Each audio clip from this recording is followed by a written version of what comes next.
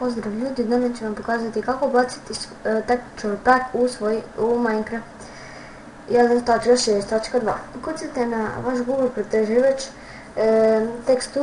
teksturu koju hoćete. Evo ja ću na primjer fight food.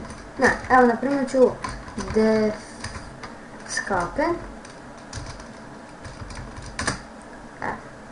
Idem sad samo da nađem, evo ga. Vidite, nađete ovo.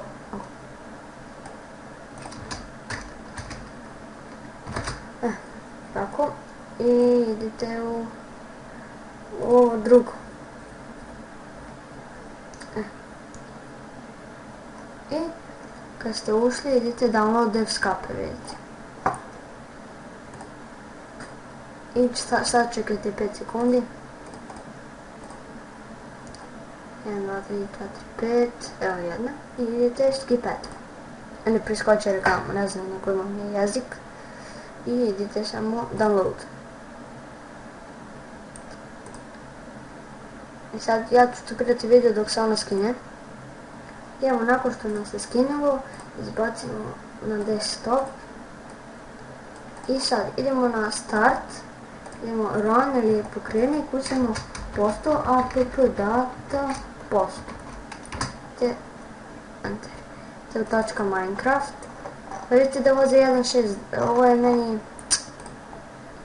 I evo, sad idete tu ovo resource packa, vidite, ovaj folder. Prvo idete naravno tačka Minecraft, pa ovaj folder.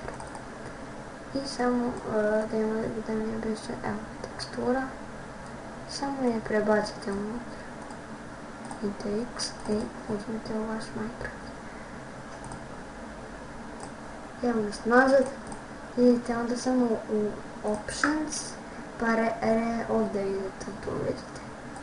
I evo, uđete na teksturu, to otvorite ga.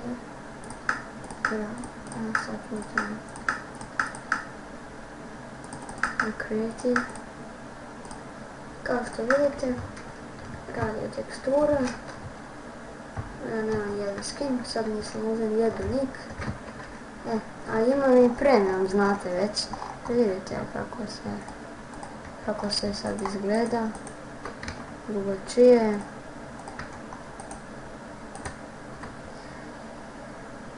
Vidite sad lako cipam kako će to izgleda.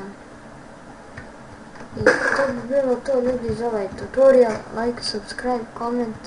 Ćao, hvala na gledanju. Pozdrav.